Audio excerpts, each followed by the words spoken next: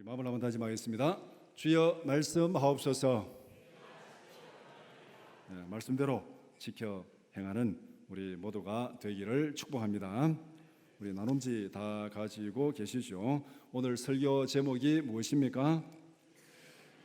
죽음의 한계를 뛰어넘는 동행. 네, 우리가 다 죽기를 싫어합니다. 그런데 다 죽어야 됩니다. 우리의 비극이 바로 여기에 있습니다. 질문 1번 시작. 누구와 함께 있을 때 편안하고 행복한 감정을 느낍니까? 누굽니까? 여러분 마음속에 다 다르겠죠. 친구, 부모, 배우자, 손자, 손녀, 또 연령대에 따라서 사람들이 다 다를 수 있습니다.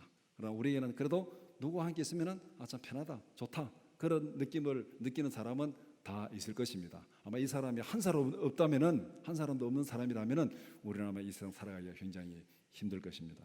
질문 2번 시작. 가장 함께 있고 싶은 사람은 누구입니까? 1번 질문하고 같은 것이요. 내가 같이 있으면 편안하고 행복한 사람, 그 사람하고 함께 있고 싶은 거죠. 사랑하는 사람, 그 사람이 누굽니까? 문제지. 그 사람이 누굽니까? 나는 이 사람하고 같이 있고 싶은데 상대방도 그러면 나하고 같이 있고 싶을까요? 나는 굉장히 같이 있고 싶은데 상대방은 야 꼴보기 싫다 이러면 이게 참 문제가 되잖아요. 이런 고민과 갈등이 많이 있어요. 그러니까 이런 고민과 갈등을 사람들이 이 농담, 쓸데없는 농담으로 많이 만들어서 얘기하잖아요. 여러분들 아마 많이 들어보셨을 것입니다. 은퇴한 남자에게 필요한 것이 뭐라 그럽니까? 아시죠? 많이 들어가지고 첫 번째 집사람, 두 번째 애들 엄마, 세 번째 마누라, 네 번째 아내, 다섯 번째 와이프. 이게 은퇴한 사람들에게 필요한 것이랍니다. 그렇게 마누라를 옆에 두고 살고 싶은데 그럼 마누라는 그럼 어떻게 생각할까? 그게 중요하잖아요. 그래서 은퇴한 여자들에게 필요한 것이 뭐냐? 이렇게 물어봤더니 첫 번째 건강, 두 번째 돈, 세 번째 친구, 네 번째 딸, 다섯 번째 취미. 남편은 없어요. 이게 남편은 하고 마누라한테 붙어있고 싶은데 마누라는 남편 보기도 싫다, 됐다 이제. 이런 가정은 없겠지만은 사람들이 다 농담 웃자고 만들어낸 거잖아요. 그러니까 서로 이렇게 기대가 서로 다르면은 거기에 여러 가지 고민과 갈등이 생긴다는 얘기입니다. 창세기 5장 1절에서 24절을 함께 읽었는데 창세기 5장은 아담의 창조부터 시작해서 아담의 족보를 기록하고 있습니다. 4장에서는 가인의 족보를 통해서 다가올 심판을 예고했습니다. 5장에서는 새로운 시작을 알리는 구원의 족보를 제시합니다. 5장은 전체가 10개의 문단으로 구성되어 있습니다. 그런데 각 문단은 동일한 형식을 가지고 있습니다. 그 중에서 오늘 1절에서 24절을 읽었는데 이 내용을 두 부분으로 나누어서 함께 살펴보고자 합니다. 첫 번째는 정해진 틀에 갇힌 인생 1절에서 20절, 두 번째는 정해진 틀을 뛰어넘은 인생 21절에서 24절입니다. 오늘 본문은 이 둘을 딱 대조시키면서 어떻게 살아야 되는지 그것을 우리에게 전하고자 하는 것이 본문의 메시지 핵심입니다. 족보를 쭉 기록했는데 족보 똑같은 얘기를 계속 반복하고 있습니다. 그런데 이 둘을 대조하면서 차이점이 뭔지, 어떻게 살아야 되는지 그것을 우리에게 간접적으로 제시하는 그 내용이 오늘 본문의 말씀입니다. 첫 번째, 정해진 틀에 갇힌 인생입니다. 질문 11번 시작. 하나님을 닮은 특별한 존재로 창조된 아담은 언제 죽었습니까? 아담은 930년을 살다가 죽었습니다. 아담의 일대기에서 가장 충격적인 사건은 아담이 죽었다는 것입니다. 아담이 죽었다는 것. 이게 가장 충격적인 사건입니다. 하나님께서 아담을 만들 때 한 900년 살다가 1000년 살다가 2000년 살다가 죽으라고 만들지 않았습니다. 하나님께서 아담을 만들 때는 죽지 않고 영원히 살라고 만들었는데, 그런데 아담의 족보를 기록하고 일대기를 기록하면서 아담은 930세에 죽었더라. 이것이 아담에게 있어서 가장 충격적인 사건입니다. 하나님은 아담을 특별한 존재로 창조했다고 오늘 본문에서도 말하고 있어요. 죽었더라 얘기하기 전에 뭐를 말하고 있습니까? 하나님을 닮은 하나님의 형상대로 창조했다. 남자와 여자로 창조하고 그들에게 특별한 복을 주었다. 간단히 얘기하면은 하나님을 닮은 자로, 하나님의 대리자로 영원히 살아가는 존재로 하나님께서 아담을 만들었습니다. 그런데 아담은 930년을 살다가 죽었습니다. 아담이 왜 죽었습니까? 그 죽은 이유가 무엇입니까? 하나님께서 영원히 살도록 만들었는데 왜 영원히 살지 못하고 아담은 죽었습니까? 그 이유는 하나님의 명령을 어기고 선악과를 따먹이기 때문에 그는 죽음을 당했습니다. 창세기 2장 17절의 말씀이 그대로 이루어진 것입니다. 잘 아는 말씀이지만은 우리 한번 같이 보겠습니다. 창세기 2장 17절 시작. 선악을 알게 하는 나무의 열매는 먹지 말라. 내가 먹는 날에는 반드시 죽으리라 하시니라. 선악을 알게 하는 나무 열매는 먹지 말라. 네가 먹는 날에는 반드시 죽으리라. 그러면은 이 말씀을 뒤집어 놓고 생각하면 어떻게 됩니까? 선악을 알게 하는 나무 열매를 먹지 않으면은 죽는다, 죽지 않는다. 죽지 않는다는 거죠. 네가 죽는 경우는 딱 한 가지 경우가 있다. 그게 뭐냐면은 선악을 알게 하는 나무 열매를 먹으면은 죽는다. 그거 먹지 않으면은 죽지 않는다는 거예요. 그러니까 오늘 족보에서 아담이 죽었다. 이 말은 결국 뭡니까? 선악과를 따먹었다 이 얘기가 되는 거예요. 그러니까 앞에서 선악과를 따먹지 말라. 그러면 죽는다. 이 말씀을 어기고 선악과를 따먹기 때문에 그는 죽음을 당한 것입니다. 옛날이나 지금이나 사탄의 거짓과 유혹이 하나님의 말씀을 뒤엎을 수는 없습니다. 하나님은 분명히 성경에 말씀했는데 오늘날 우리 주위에 많은 사람들이 하나님 말씀 틀렸다고, 그게 아니라고 그렇게 우기고 선동하는 사람들 많이 있습니다. 그러나 그들이 아무리 나서서 떠들어도 하나님의 말씀이 뒤집어지지는 않습니다. 오늘 성경은 그것을 분명히 보여주고 있습니다.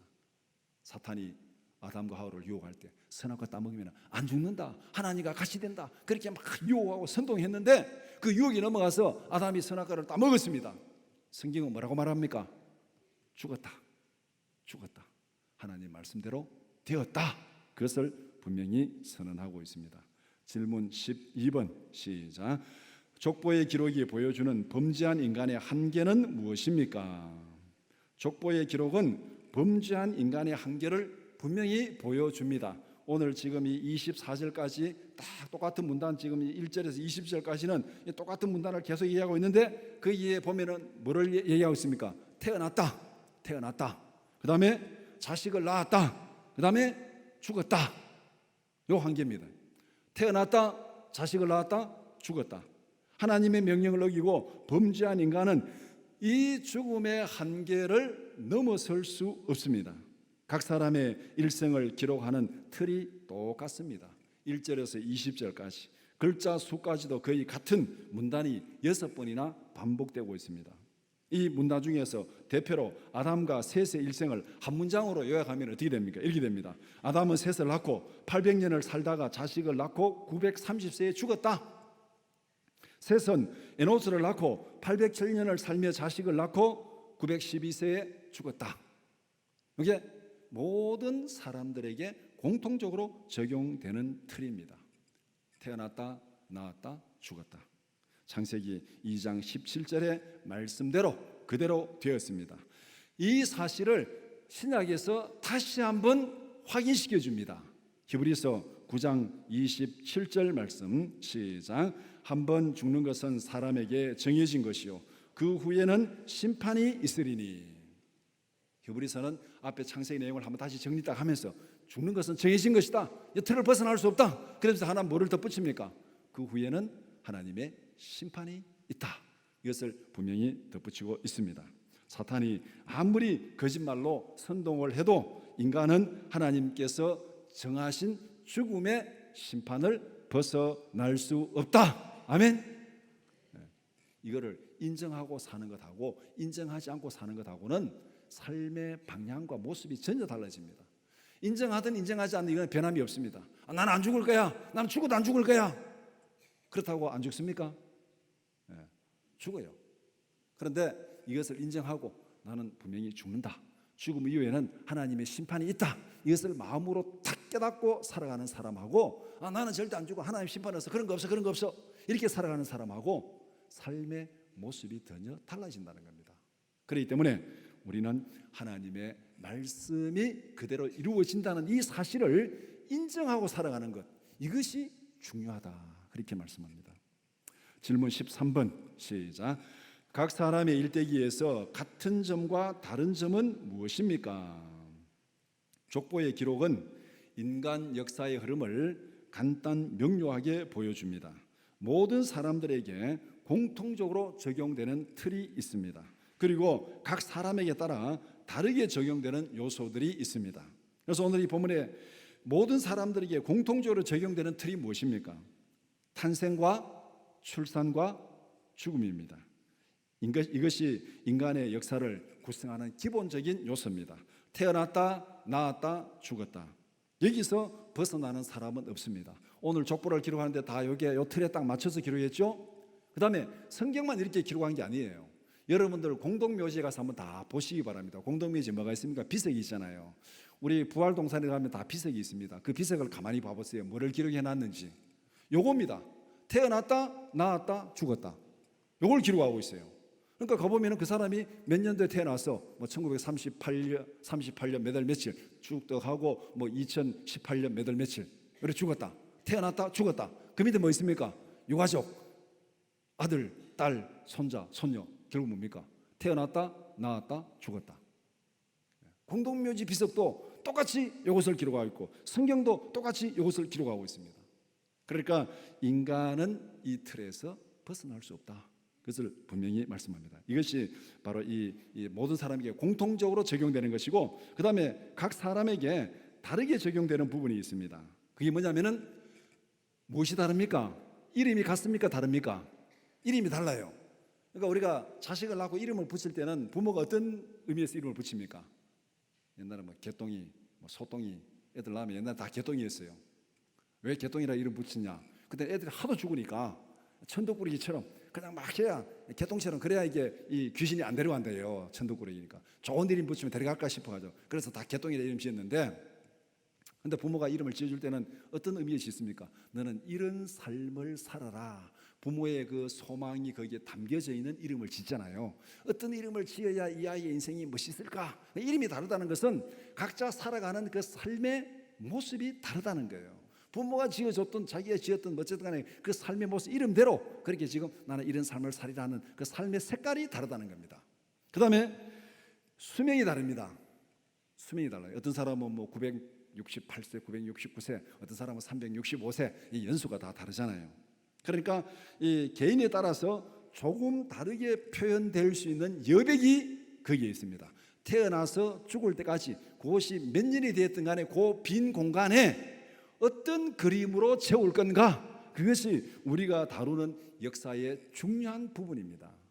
큰 틀로 보면은 정해진 틀에서 벗어나지 않는데 그 안에서 다른 부분, 그 다른 부분을 내가 어떻게 살아가느냐, 그것이 오늘 우리가 받은 인생의 시험지입니다.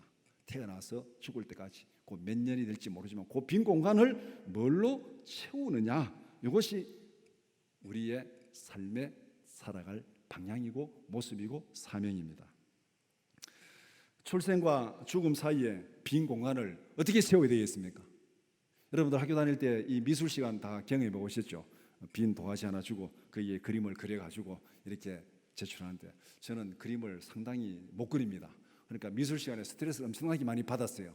도화지 딱 펴놓고 시간 다 될 때까지 그림을 다 못 그리는 것이 태반이고, 그 다음에 그림을 다 그려가지고 선생님 앞에 내면은 야, 이 자식아 이거밖에 못 그리나? 이 말 들었습니다. 그래서 미술 시간 상당히 스트레스 받았는데, 여러분은 빈 도화지에 어떻게 그림을 그래야 되겠습니까? 인생의 도화지에 지금 태어나서 죽을 때까지 그 빈 공간에 초등학교 3학년 교실에서 선생님이 도화지를 하나 딱 나눠주고, 자, 그림을 그려라. 지금부터 1시간 동안 여러분이 가장 좋아하는 맛있는 음식을 그려라 하고 이제 숙제를 딱 줬습니다. 그래서 도화지를 딱 받아들고 맹구가 한참 고민을 딱 합니다. 고민을 딱 하다가 검은 크레파스를 탁 들더니 미친 듯이 막 칠했습니다. 그리고 5분 만에 선생님 다 그렸습니다 하고 제출했어요. 선생님이 딱 보니까 이 자식 이게 뭐야, 이게 음식 그리려 했더니 이게 뭐야? 그러니까 내가 좋아하는 음식 그렸는데요. 뭔데? 김입니다. 그래서 뭘로 그든지 간에 여러분 그래야 돼요. 그냥 지나가도 그게 빈 공간 그냥 내야 되고 뭐 그래도 내야 되고 시간 땡 치면 이제 내야 되는데 여러분 뭘로 그리겠습니까? 21절 이후의 말씀은 우리 인생의 시험지에 작성해야 될 모범 답안을 제시하고 있습니다. 앞에 20절까지 태어났다 낳았다 죽었다 태어났다 낳았다 죽었다 계속 반복하고 그 태어나서 죽을 때까지 뭘로 채워야 되는가, 그 모범 답안을 21절 이후에서 말씀하고 있습니다. 이것이 오늘 본문이 이렇게 기록하고 있는 구조적인 포인트입니다. 두 번째, 정해진 틀을 뛰어넘은 인생. 질문 21번 시작. 에녹의 일대기에서 다른 사람들과 결정적으로 다른 점은 무엇입니까?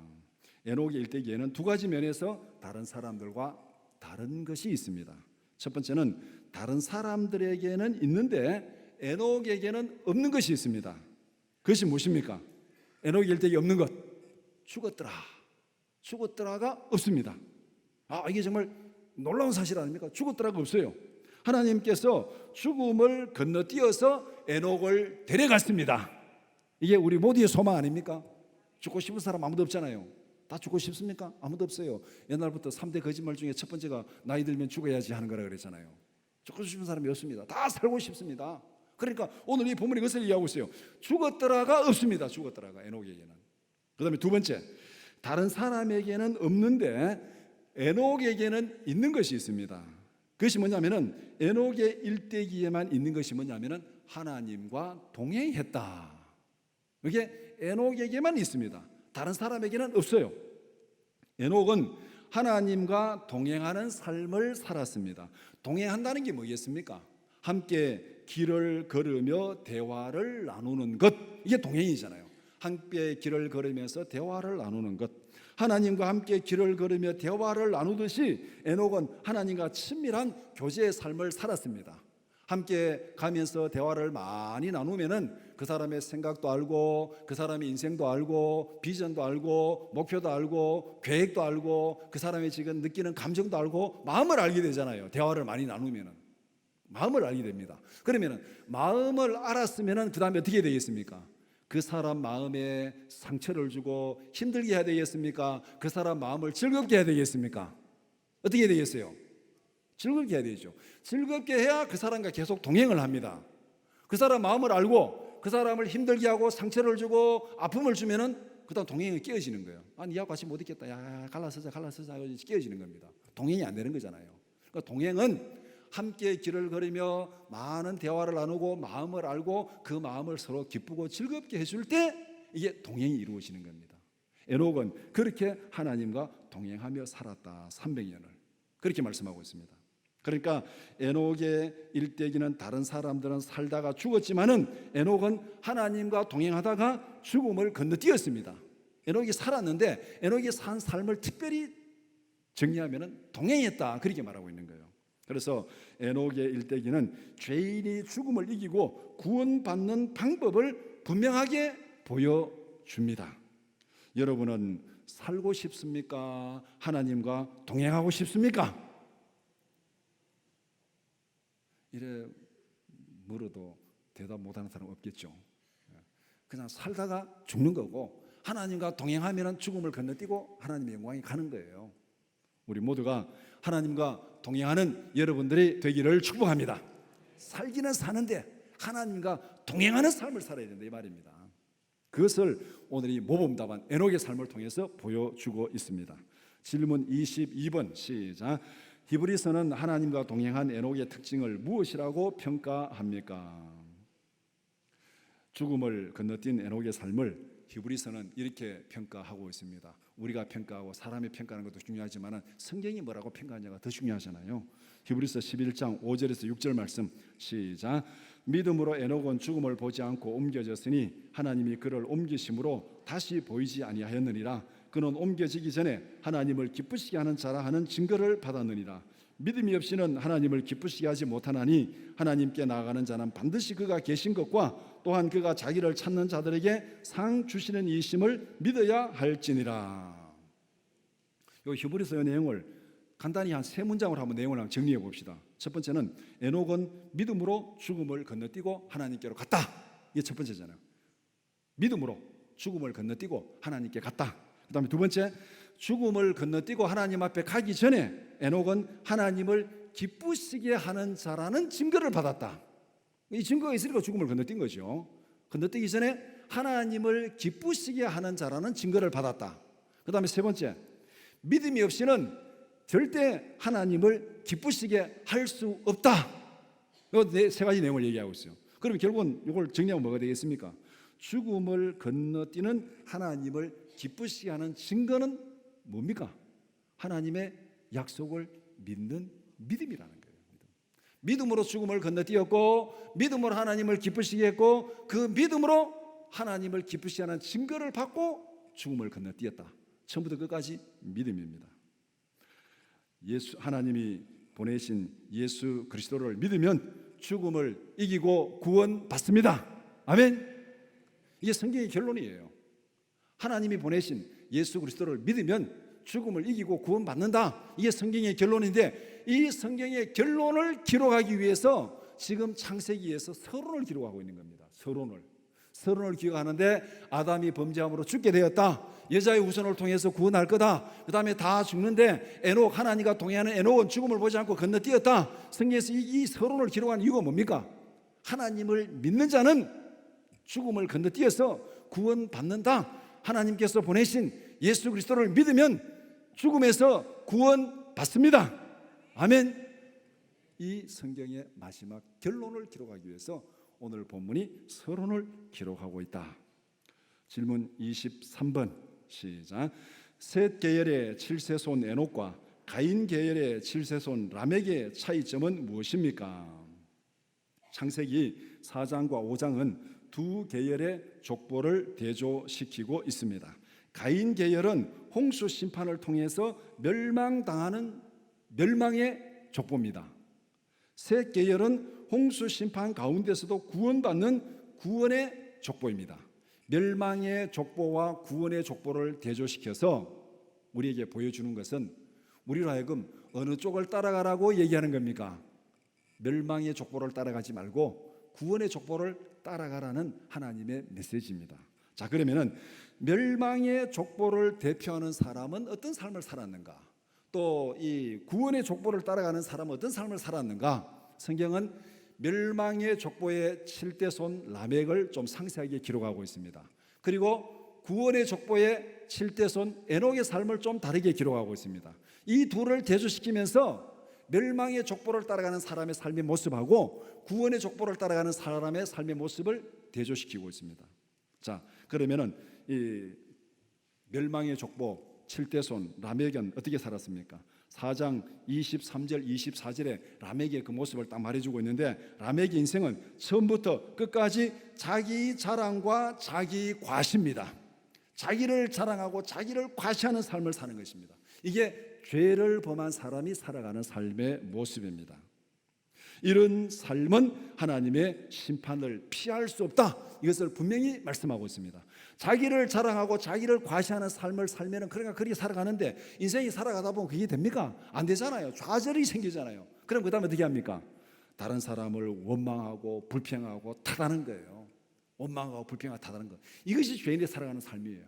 죄인이 살아가는 삶은 자기가 잘 나갈 때는 막 자기 자랑하고 과시하고, 그 다음 뭐가 잘 안 되면은 원망하고 불평하고 탓하고, 이 둘밖에 없습니다. 자기 자랑, 원망, 불평. 이것이 죄인이 살아가는 삶의 모습이에요. 이런 삶의 모습을 신약에서는 뭐라고 말하냐면은 술 취하지 말라, 이런 방탕한 것이니 성령의 충만을 받으라. 술 취하지 말라, 이런 방탕한 것이 이 죄인이 살아가는 삶의 모습이에요. 술 취한 사람의 삶의 모습을 보면은 죄인이 살아가는 삶의 모습을 알 수 있다는 거예요. 저는 술에 취해 본 적이 없어서 모르겠는데, 술 취한 사람들 옆에서 이렇게 관찰해 본 결과, 사람들이 술이 취해가지고 막 식당에서 막 얘기할 때 옆에 사람 막 칭찬해주고 위로하고 격려하는 거 보셨습니까? 저도 여러분도 잘 모르죠. 술을 안 마셔봐가지고. 제가 본 거는 그런 게 없어요. 술 취한 사람들 말이면 전부 다 자기 자랑이에요. 막 3명, 4명 아무도 안 들어줘. 나는 내가 말이야, 내가 옛날에 내가 이렇게 자랑해요. 아무도 안 들어주는데 자기 자랑만 해요. 그 다음에 제가 어릴 때 동네에서 이렇게 보더라도 똑같아요. 술 취한 어르신이 장날 술 취해가지고 동네 들어오면서 과음을 지르면서 내가 말이야 하면서 소리 온 동네가 떠들게 하면 내가 말이야 하면서 떨며 들어와요. 막 자기가 막 대단한 사람이라고 떠들며 들어와요. 그 다음에 그렇게 집에 들어가면 조용히 주무시면 되는데 집에 들어가서는 그 다음에는 어떻게 하면 너 때문에 하면서 막 집어 던지고 부수습니다. 그 두 모습을 딱 보니까 이게 술 취한 사람의 특징이다. 내가 말이야 자랑하든지 아니면은 너 때문에 하고 비난하고 불평하고 원망하든지, 이게 라멕의 삶입니다. 이게 멸망의 족보를 따라가는 삶이에요. 그러면은 구원의 족보를 대표하는 에녹의 삶은 어떻습니까? 에녹은 자기를 자랑하고 자기를 과시하는 삶을 살지 않았습니다. 처음부터 끝까지 하나님의 뜻을 따라 하나님을 기쁘시게 하는 삶을 살았습니다. 에녹의 인생은 장차 올 여자의 후손 예수 그리스도를 통한 구원을 예고하는 삶입니다. 하나님과 동행하고 하나님의 뜻을 따라서 하나님을 기쁘시게 하는 삶, 그것은 여자의 후손을 통해서 구원받는 성도의 삶을 예표하고 있습니다. 자기 만족을 위해서 자기 기분대로 살아가는 삶이 아니라 하나님의 뜻을 따라서 하나님이 기뻐하시는 삶을 사는 우리 모두가 되기를 축복합니다. 오늘 본문이 이 두 족보를 딱 보여주고 에녹의 족보의 하이라이트를 딱 비춰준 것은 이 메시지를 전하기 위한 것입니다. 말씀을 정리해 봅시다. 우리 모두가 피조물의 한계를 인정합시다. 우리가 인정하지 않는다고 해가지고 피조물의 한계가 지워지는 거 아닙니다. 난 안 죽을 거야, 난 절대 안 죽을 거야, 죽어도 안 죽을 거야, 큰 소리 쳐도 죽습니다.